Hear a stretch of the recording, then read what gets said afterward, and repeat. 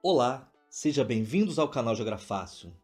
Neste conteúdo, vamos revisar o processo de urbanização no Brasil. No período colonial, que se estendeu dos anos 1500 a 1822, as aglomerações populacionais recebiam o nome de vila. Quando as vilas atingiam um certo nível de desenvolvimento, foram chamadas de cidade.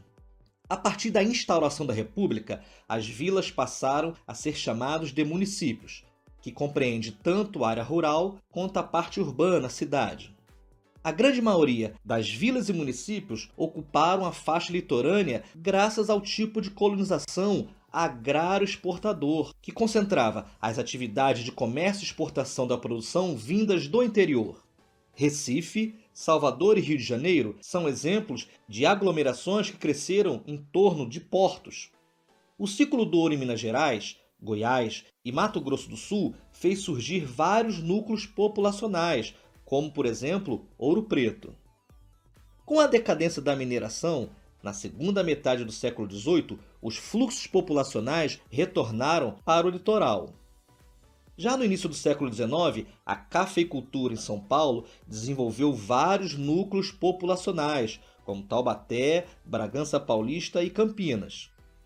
O Brasil permaneceu como um país rural até 1929, quando houve a quebra da Bolsa de Valores de Nova York, desencadeando uma grave crise financeira mundial, chamada de Grande Depressão. Dessa forma, o governo de Getúlio Vargas deu início ao processo de industrialização, com o objetivo de alavancar a economia nacional.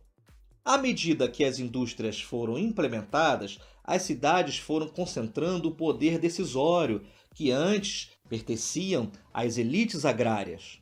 Desse modo, a urbanização brasileira no século XX foi provocada não só pela industrialização nas cidades, mas, sobretudo, pelos fatores repulsivos da zona rural.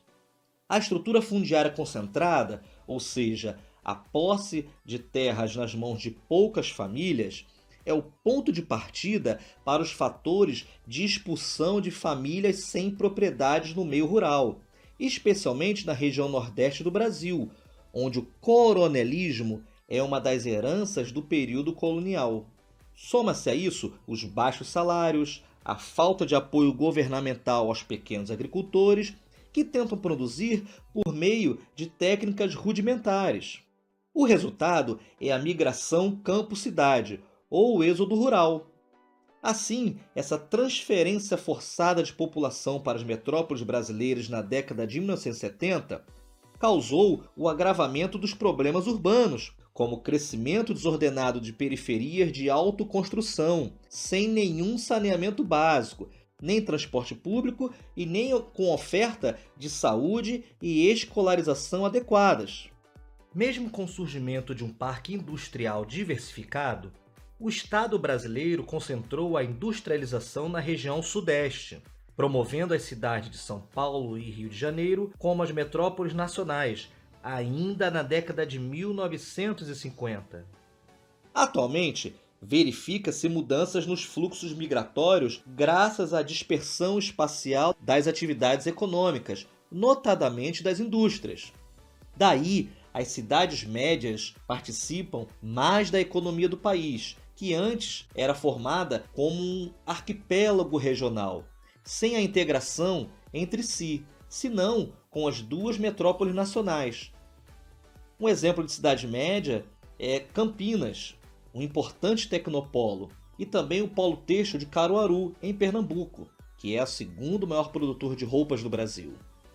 Embora as regiões metropolitanas não tenham perdido a primazia econômica e política, muitos municípios de médio porte se inseriram no ciclo produtivo brasileiro, promovendo a migração urbano-urbano, inclusive a da chamada migração de retorno, onde muitos nordestinos têm retornado à sua região de origem. A população urbana superou a rural em meados da década de 1970, atingindo perto de 80% de população urbana no ano 2000. De um modo geral, a urbanização brasileira foi intensa entre 1950 e 1980, com o predomínio de inchaço populacional no Sudeste, causando assim a disparidade, a desigualdade regional, onde o Nordeste sofreu segregação espacial. E cada região experimentou diferentes mecanismos de urbanização. Com a globalização no século XXI, a rede urbana brasileira vem apresentando modificações significativas, que será um tema para um outro conteúdo do canal. Que bom ter você até aqui! Se o vídeo foi útil, por favor, deixe o teu like e compartilhe com os amigos. Também se inscreva e ative o sino para receber as notificações do YouTube.